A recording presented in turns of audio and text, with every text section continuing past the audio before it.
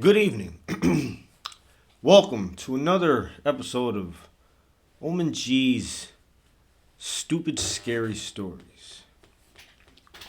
Tonight, I'll be reading once again from Connecticut Ghost Stories and Legends by Thomas D'Agostino and Arlene Nicholson, part of the Haunted America series.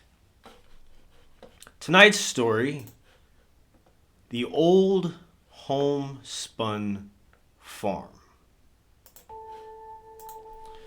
The old-fashioned charm of the homespun farm has transported its guests back to a time when things were just a bit less hectic.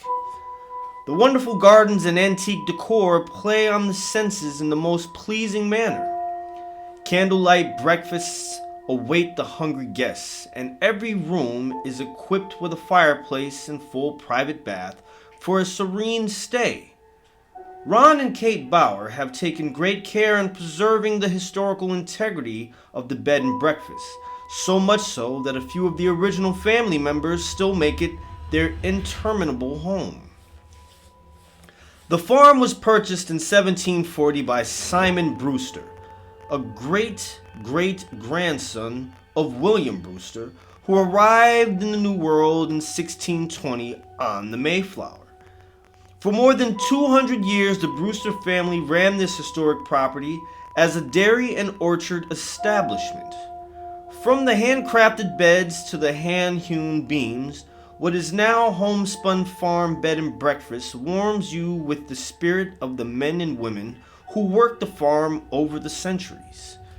Members of the Brewster family are buried in the Patchogue Cemetery up the road from the farm. Some are also buried near the property along Palmer Road. Kate bought the house in 1996 and soon turned it into a bed and breakfast, but there were some permanent tenants that would begin to surface. Both Ron and Kate have seen the apparition of a man standing in the orchard out back and mulling around the blueberry patch near the house. They were not sure who the mysterious specter was until two Brewster sisters came to stay at the home. They were in town visiting their mother's grave, decided to spend the night at their former residence. Kate began telling them about the ghost of a man in work clothes that is still tending the farm. She related that they had witnessed him on several occasions. One of the women went to the car and came back with a photo album. She beckoned Kate to peruse the book, as she might gain some insight on the history of the house. Kate turned a page, and staring her in the face was a picture of the man that haunts the home. It was none other than Simon Brewster. On the next page was Simon's father, who bore a striking resemblance to the ghost as well. Neither Ron nor Kate can be sure which Brewster actually haunts the home. Perhaps it is both. They are sure of one thing. The Brewster family, although buried in the nearby Patchogue Cemetery, have never left the homespun farm. The whole Bauer family has heard footsteps going up the back stairs and down the front stairs. They have deduced that it might be Mrs. Brewster still rambling through the household. There are 3 guest rooms: the cherry room, the orchard room, and the sunset room. A guest took a photo in the cherry room, which used to be Mrs. Brewster's bedroom, and captured a white misty light that might just be the revenant of the former matriarch of the house. Another strange occurrence relates to a number of old-fashioned bobby pins that Kate found around the house, particularly near the back stairs. Kate was a perfectionist in her quest to keep the homespun clean for visitors. There was no way I could miss these pins in the middle of the floor while vacuuming, she said. She put the pins in a glass case in the kitchen that showcases the many other artifacts of historical value found about the property. While she was telling this strange tale to someone else, she opened the case to show her guests the bobby pins, and they were gone. Everything else was where it should be, except the pins. She emptied all the shelves, yet not a single pin could be found. Kate's aunt was convalescing at the homespun with aid from a hospice nurse. One day, the nurse just happened to mention that she used to care for Mrs. Brewster when the elderly woman still lived in the house. When the nurse was done with her duties, Kate asked if Mrs. Brewster had long hair that she had to pin up. "You don't know?" said the nurse. "It took me 3 hours to do her hair. That's how long it was. You can't imagine how many bobby pins I had to put in her hair to hold it up." Kate later found out that Mrs. Brewster had passed away shortly before her guests had inquired about the pins. Kate figured that perhaps Mrs. Brewster came back to claim her bobby pins.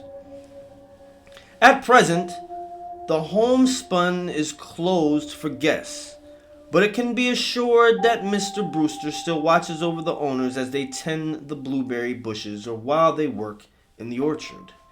He is by no means harmful, just very attached to the place he loved in life. The Bauer family has kept the homespun charm at the home the Brewster clan knew in life, so it can be assured that they must be elated in the afterlife as well. The farm is presently for sale, and no further information is available as of this writing.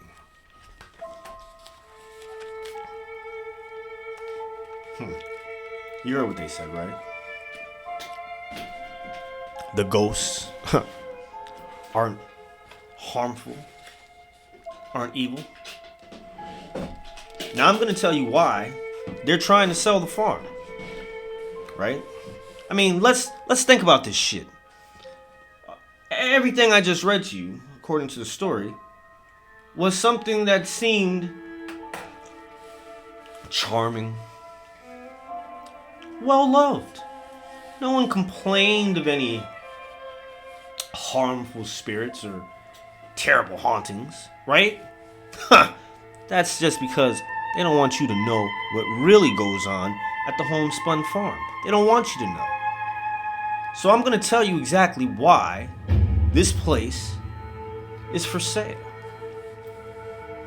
And you can believe it or you don't have to. I really don't care, you know. I know what I went through when I went there, right? You know, I pretended to be a prospective buyer. I said, "Hey, I heard that the Homespun Farm has some paranormal activity. I'm interested in purchasing it for the purpose of investigating said paranormal activity. But as a condition of me even considering purchasing this parcel of land and the buildings there upon it, I want to be able to spend a night here and, you know, investigate. See if it's worth my time. I'll pay you a nice sum of money for the experience. $1,500 for one night. How's that?" They accepted my offer. Now, as usual, I get my stuff ready. You know what I'm saying? I get my stuff ready. Now, I haven't forgotten that anytime I go to any of these haunted locations, I could potentially be attacked by the minions of Satan, right? You know, that's a thing that I have to deal with. So, of course, I bring all my blessed objects that I need in order to ward his minions off, so I can deal just with what's happening at the Homespun Farm. And to wonder why such a successful, charming bed and breakfast is up for sale. So, you know, I get myself ready, drive up, pull into the old parking lot there, or driveway, speak to the owner, Kate, talk to Ron, let them know my intentions, give them their money, and they go on about their way. They leave me a phone number to call, just in case. I'm like, "Just in case what?" He said, "Just in case. Don't worry about it. Just in case."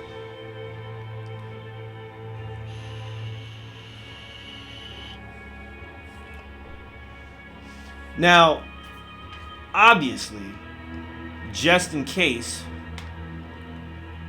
is not necessarily a good thing in my book, right? Like, why would I need this number just in case? I didn't question it too much after I already questioned it originally, and I bought my stuff inside. I decided what I would do is put a static camera in each of the rooms of the house. You know, just in case something's going on in an area that I can't see. Because I can't be everywhere at once, right? Of course not. While I'm setting up my cameras in the house, I remember that they said the orchard and the blueberry patch also has some activity, so I set cameras up out there. I'm standing there, I'm looking around, I don't see anything going on, right? Nothing's happening. I don't see this Mr. Brewster. I don't see Mrs. Brewster. I don't see any bobby pins on the floor, none of that shit, right? So I'm starting to think that perhaps, they had kind of like sold this whole paranormal thing to people, and people were only staying there because they wanted to see ghosts and shit, and because they weren't seeing ghosts and shit, their business fell off, right? So that's what I'm thinking, and I'm not expecting too much. Most of the places I've been to, as you already know, there's a whole lot of shit going on. You know what I'm saying? There's a whole lot of shit going on, but right here there was not much going on. So I sit down, I order myself some DoorDash and shit, get something to eat. Chowing down in the kitchen. Everything is fine, streaming some YouTube shit, watching like Nuke's Top 5, or was it Sir Spooks? Might have been Slapped Ham, or Depths of Despair. One of those guys, I like scary shit. Then I'm thinking to myself, wait a minute, don't do that now, because if you watch scary shit, then you're gonna start thinking that scary shit's happening to you, so watch something happy and cheerful. So I put on some fucking cartoons. I think it was Rick and Morty. I'm laughing my ass off, having a great time.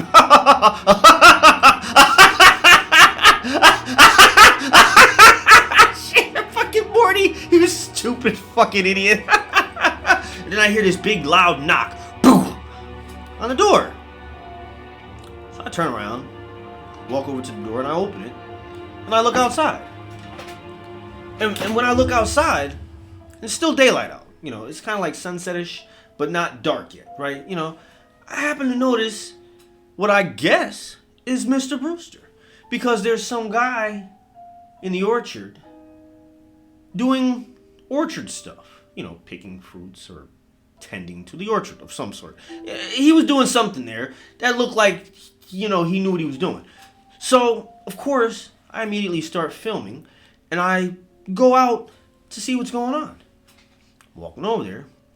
Now, I left the door open. Remember this. I didn't close the door. Because why not? I'm the only fucking person there. I've got the whole place to myself for the night. So what am I closing the door for? So I leave the door open, right? Walk towards the orchard. So I get closer to the orchard. I notice that this Mr. Brewster is starting to walk further into the orchard. As if he knew I was following him, but didn't want to make it known that he knew that I was following him. You get what I'm saying? So me being the jackass that I am, right? I follow his ass. Here I am going deeper and deeper into the orchard. And as I get into the thick of this orchard, I notice something kind of odd. It's now nighttime, right? Like pitch black darkness. Now I'm not understanding where the time went. Like I told you, it was sort of sunsetish, not completely sundown, but sunset.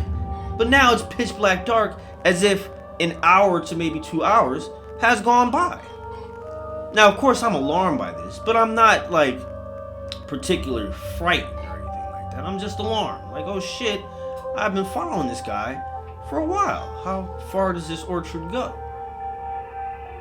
Anyway, at this point in time, me noticing that it's pitch black out, because I can't see shit, good thing I always have my flashlight. I keep my flashlight on me, especially during these types of investigations and things, right? So I grab my flashlight and I start flashing it down the rows of trees in front of me. I no longer see Mr. Brewster. Like, that's kind of perplexing, but not so much so. He's a ghost, so he probably pulled like a ghost disappearing act and vanished into the ghost world that he comes from. So I turn around to go back. Now, in my mind and in my thoughts and in reality, I hadn't really walked that far in. It's only but so big. But when I turn directly behind, just basically do a 180 to go back the way I came, I notice that all I can see is row upon row upon row of fucking trees with no end in sight. No end in sight did I see. No end, right? You know? Now I'm a little bit confused. I continue to walk straight back the way I came, right? Walking. And I can hear what sounds like apples falling from the trees. But there's no apples in the trees. At least there were no apples in the trees when I started walking through there. It's not apple season right now, you know what I'm saying? At the time that I went, it wasn't. You know, I don't remember exactly when it was, but I knew there were no apples in the trees. But I can hear the sounds of apples falling from trees and hitting the ground like thump, thump, thump. I'm looking around, you know, confused as shit. Confused as shit. I start shining my light, you know, left and right, and I can see the branches of the trees moving as if something is picking apples from the branches. I stop, pull out my recorder, and I start recording. Play it back, and I can hear the sound of someone whistling, like a old work song of some sort.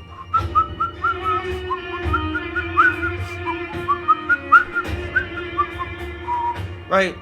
I'm like, ooh, that's interesting. So there is some stuff going on here. I mean, obviously there's stuff going on here. I'm in an endless orchard now, and it's dark outside when it wasn't dark outside. But that's not the point. That's not the point. I keep walking, you know, I got some little bit of evidence and shit. Now, more than anything, I just want to get back to the house because, you know, I got shit to do in the house, right? So I keep on walking, and I keep on walking. And in front of me on this path appears what looks to be like a lantern.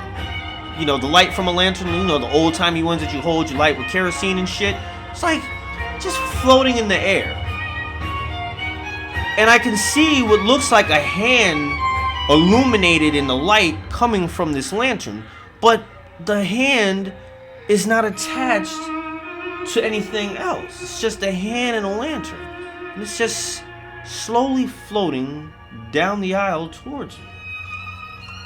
Now, this didn't immediately scare me because I'm thinking to myself, well, it's probably Mr. Brewster doing, you know, Mr. Brewster stuff. So I continue to walk towards the light. Let me warn you, folks. If you ever see ghostly light anywhere at all, don't walk towards it. Walk away from it. But I didn't do that. I walked towards it. So here I am. I'm walking towards this ghostly light in front of me. And I notice that the hand is now starting to form more of the body that it's obviously attached to. But as the arm takes shape and the body takes shape, I realize that what I'm looking at is not Mr. Brewster. It's not Mr. Brewster at all.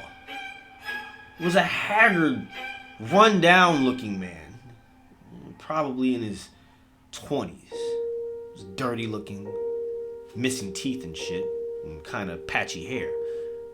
Dirty clothes, like he was working, you know, in an orchard all day. And behind him were other people. Some holding baskets, some holding like rakes and little pruning shears and things. Like, you know, orchard workers. About maybe 4 or 5 more of them besides him. So a total of about 6.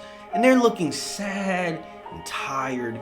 And they're walking into the orchard with the lantern guy, you know, leading them. And as they passed by me, because it seemed as if they didn't even notice I was there, because none of them looked up at me like, oh, what are you doing here? You know, they just, heads down, they looked sad, and they just kept walking by. They walked by me, and when the last one got about to where I was standing, it looked up. And I say it because it was neither female nor male. It was weird, like a shadow, but not a dark shadow, if that makes any sense. It wasn't black, but it had features. You know what I'm saying? Like, but it wasn't like the rest of them, which looked like obvious human beings. This just looked like some type of shadowy, misty thing. And it looked up, because I could tell it looked up, because like I said, there were features. It was just shadowy. And it looked up at me, right? And it reached out its ghostly hand. And immediately upon seeing this thing reaching its ghostly hand towards me, I moved the fuck out the way. I already know what happens when ghosts touch you and shit. You might get possessed, or some other crazy shit. Being taken to a ghost dimension might happen, or you could die. Either way, I wasn't trying to be touched by this shit. So I jumped sideways, looked at it, shined my light on it. When I shined my light on it, it like recoiled, like floated off somewhere. Now, of course, this worried me slightly, because up until that point, everything that was in, or that I had seen as far as apparitions and shit, kind of didn't bother me. You know, they didn't even seem to care that I was around. This one looked at me directly and then tried to touch me, so I was a little worried about that. So finally I get to the edge of this orchard. I'm heading back to the house. I go inside and it's damn near fucking midnight. And I'm thinking to myself, I haven't been gone that long.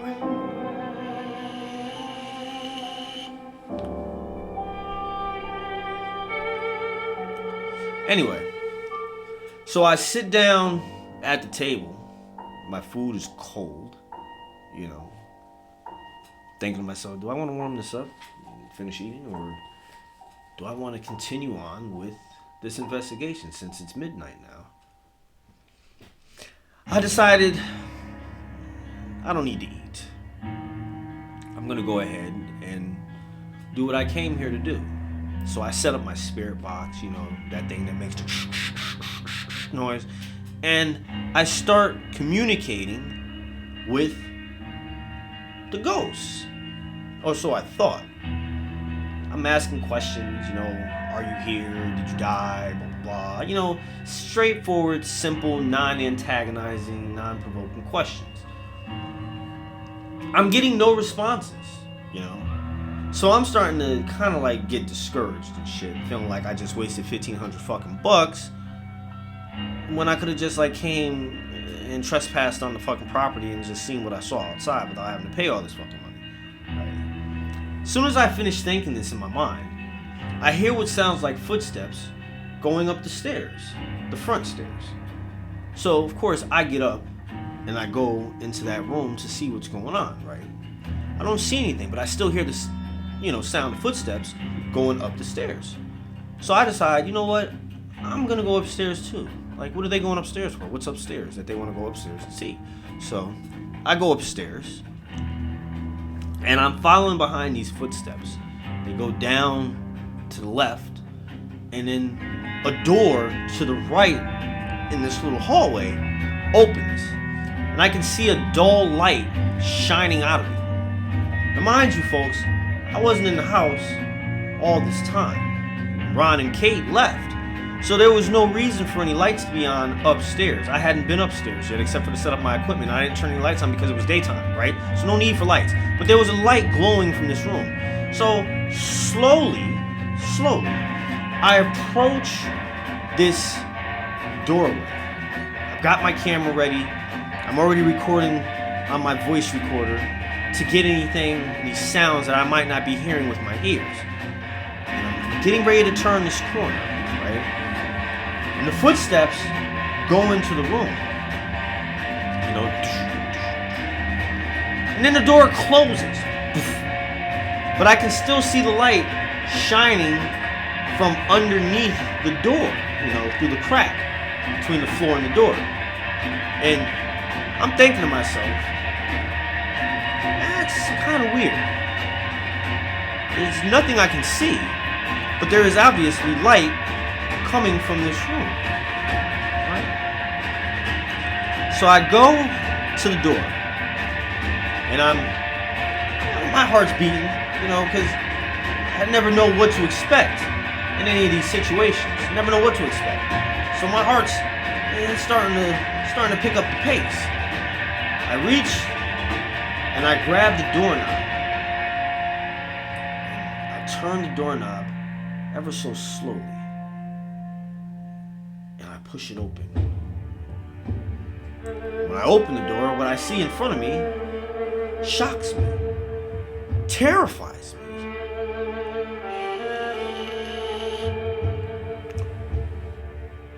In the bed was this glowing figure. Looked like it could have been a woman. It was really hard to tell because it was bright. What made the light dull was the fact that it was covered with blankets. You know, what looked like long hair was coming over the top of the blankets. And I could see a form, you know what I'm saying? Like a human form under these blankets. Now you're probably saying to yourself, what's terrifying about that? The terrifying thing about it was whatever had walked into that room at the time had manifested itself into a physical form. It was standing over the light on the bed. And it had a knife in its hand, raised up, like it was going to come down and stab this being in the bed. Now I had opened the door, quietly, very quietly. I opened the door. I didn't like swing it open and shit. I was quiet, like I was sneaking around like a mouse and shit.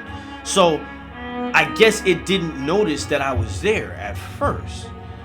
But when I saw it begin to bring its hand down, for whatever strange reason, I kind of gasped, like, oh, and it stopped midway. And it slowly turned and faced me.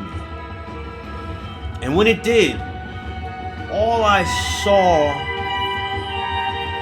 was this black face with these bright white balls of light where eyes would be. There was no mouth, there was no nose, no features, just blackness. But its body had the form of a human. Not clothing, not a clothed human, but just like the shape and form of a human. And it looked at me. When it did this, the shape, the form on the bed, awoke. And I wish that I didn't disturb whatever this thing was from doing what it was going to do. Because what I thought was maybe a woman or something good in this bed was the exact opposite. This creature, terrifying as it was, made of light, arose from the bed, winged beast with sharp claws, teeth jagged as anything I had ever seen in my life. It immediately leapt up, grabbed hold of the ceiling, and looked down at me and the shape that was there. It started to growl and roar. And the shape, the being that was there with the knife, turned back towards it and began to try to fight with it. It jumped down on it and breathed this light into its black void face, and it started to shake and wiggle on the ground, and it started to dissolve or fade away, I should say. Yeah, that's what it did. It started to fade away. And when this happened and it finally finished, I guess consuming the being, it turned its attention to me. Now I know what you're thinking, probably why are you still standing there watching all this shit?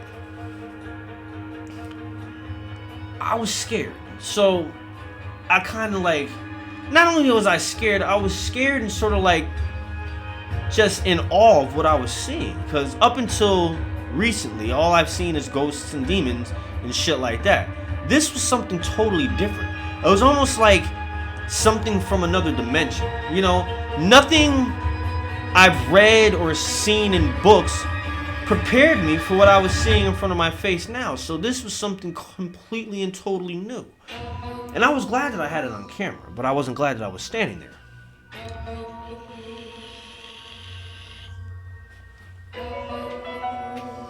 This thing, like I said, turned its attention to me, and it's looking at me now, right? It's staring me straight in the face.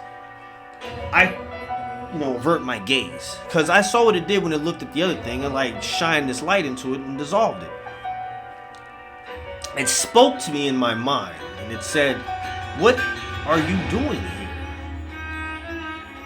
I said, "Look, I've rented this place for the night, and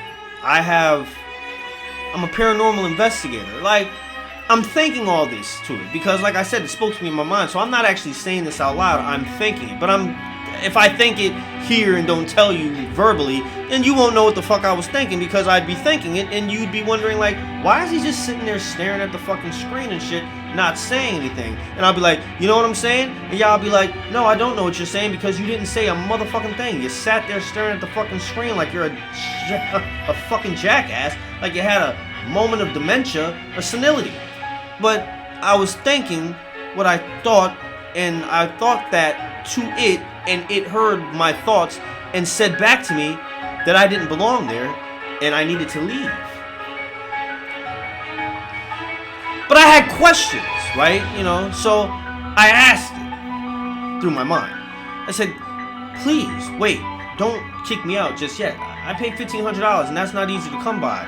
Especially in Connecticut, that's an expensive amount of money to be spending to spend one night in a fucking place. This isn't like the Ritz or some Las Vegas hotel suite. It's a fucking bed and breakfast, and I'm not even being served breakfast or dinner. I had to order my own.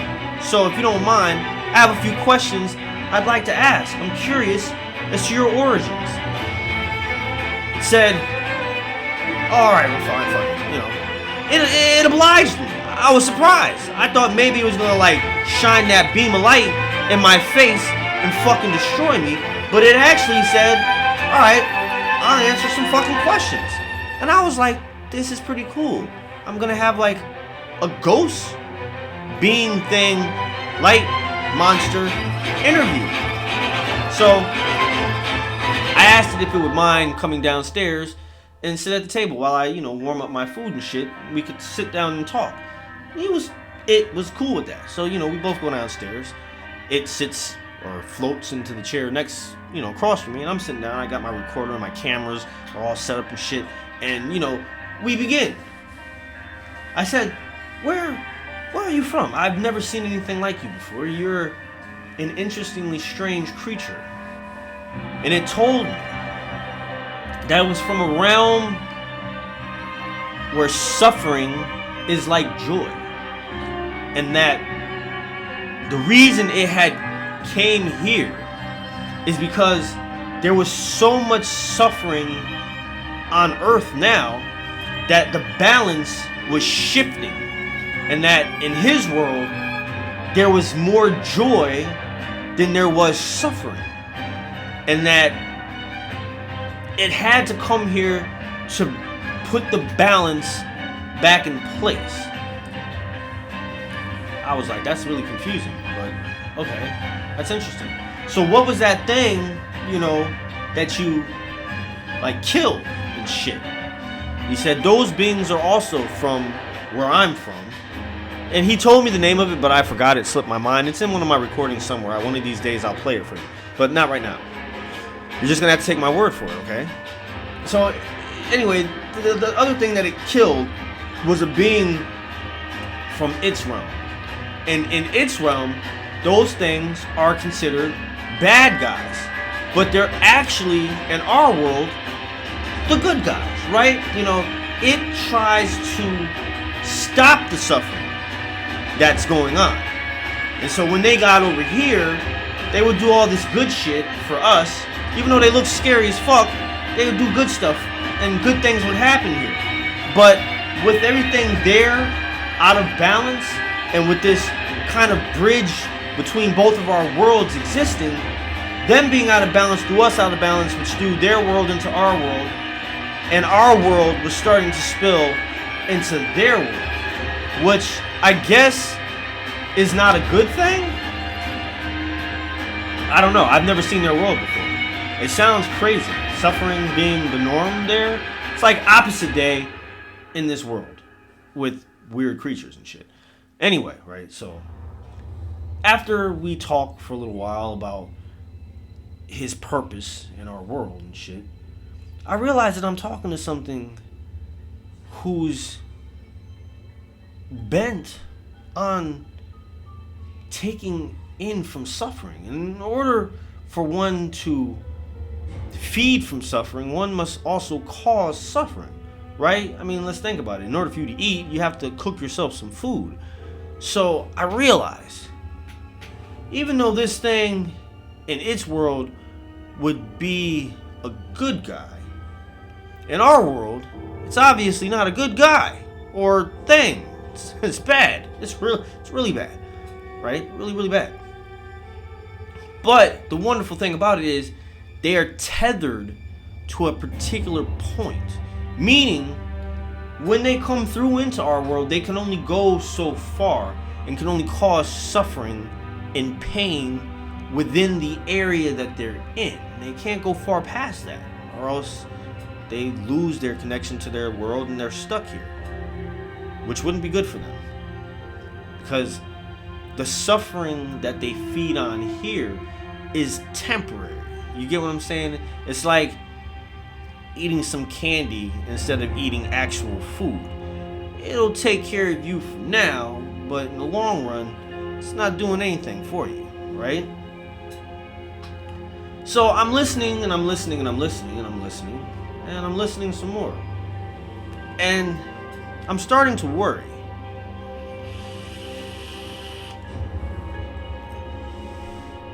Because now I realize why Ron and Kate are getting rid of this fucking bed and breakfast.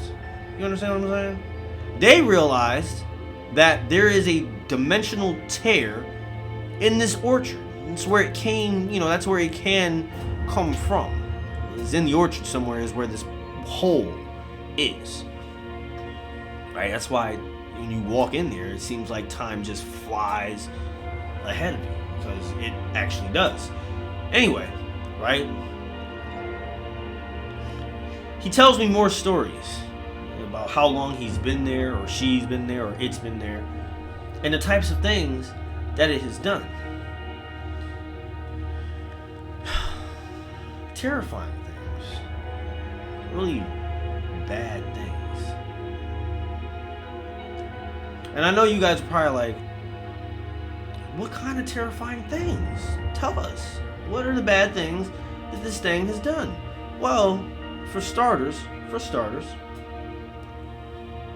the people who come there to visit think that, the ghosts are enjoying being ghosts, stuck for an eternity doing tasks that they'll never be able to complete. I don't know about you, but that would be fucking torture. That'd be suffering. So in effect, what this being does is somehow interrupts the passage of one's soul from the earth realm to the spirit world. It keeps them trapped there. It makes them believe as if they are living, but at the end of the day, always reminds them that they are gone. So they work all day feeling great, and then at the end of the day, they realize that they're dead, and nothing that they've done has accomplished or achieved anything. And that they'll be stuck doing the same thing the next day, and the next day, and the next day, and the next day, and the day after that, and the day after that, and then the next day, and the weeks, and months, and years will turn into centuries, will turn into millennia, possibly, if there's still human beings on the earth and shit, or in earth at all. But you get what I'm saying, right? There's suffering, and it feeds on this suffering. But when people are visiting this homespun farm and shit, the ghosts have a small reprieve from the suffering in the way of haunting people. See, that brings them some joy. I mean, everybody thinks that just ghosts don't have like a sense of humor and shit, and they do have a sense of humor. Why the fuck do you think that they scare the fucking shit out of people? They think that shit's fucking hilarious. And you're probably asking, how the fuck do you know what a ghost thinks, whether it thinks it's hilarious or not? Trust me, they think it's hilarious. I mean, wouldn't you think it's hilarious if In fact, of course you fucking think it's hilarious. There are whole channels on YouTube dedicated to people pranking the shit out of each other where they scare one another. So if you take joy in scaring someone, ghosts do too. They were people once, you know what I'm saying? Anyway, right? So they found that through haunting, they could find joy. Even though it was a small amount of it, it was still joy. And this joy would somehow counterbalance the suffering that they would go through, because they'd realize that even though every day they would have to sit here and toil and work in this orchard and never, benefit from the fruit and shit, they at least could haunt and scare people. When this being realized this, he started to attack the humans that were coming, us people, that were coming to visit the damn orchard and shit and the house. Like physically attack them. People would get violently ill, sick, and Ron and Kate were getting blamed for all types of fucking shit, like food poisoning and mold and shit like that. That's the way he works. He can't push you or punch you in the face or slash you with claws and shit. And that whole light thing that it does only works against beings from its own world. Physically, it has absolutely no power against us in that manner. But it can influence illness or mental problems and shit like that. Psychological shit and some physical shit through the sense of being sick, right? So with this happening, business went bad for Ron and Kate, and they ended up having to sell the damn farm, which is why it's for sale now. But as of the listing of the book and the story that I read, nothing has come of this sale, which means that the ghosts that haunt the Homespun Farm are in a sense of eternal suffering, because they can't haunt anybody. You know what I'm saying? They could just roam around suffering and all this other shit. Meanwhile, nobody's there to haunt, so they're just suffering now. It's painful for them, and I feel bad, but there's not much I can do. I'm one person, and I'm not really all that scared of regular ghosts and shit. You know what I'm saying? Demons and stuff, yes. Regular ghosts, as long as they're not trying to kill me, we're cool, right? Now, I know what you're probably wondering. Where's the scary terrifyingness in your story? Well, I never said it was going to be terrifying, but don't you find it a little bit scary? And I mean this truthfully and honestly, that there are dimensional rifts in this world where other beings feed on our suffering. And not our suffering, but our suffering in death. That means that when we die, there is a potential for us to be locked in an eternal struggle with these beings from another dimension, being forced to suffer for an eternity. That to me is scary as fuck. Scarier than if I just closed my eyes and died and that was it. You know what I'm saying? That would be finality. Finality? Final? Yeah, final. Just final. Like, you close your eyes, you're dead. You don't know what the fuck's going on. There's no question. You're not thinking. There's no consciousness. You're gone. But to know that that is not the case, to know that there is a potential that you may pass on and some fucked up being from another fucking dimension may entrap you into a perpetual eternity of suffering, well, to me, folks, that's pretty fucking scary. That's pretty fucking scary.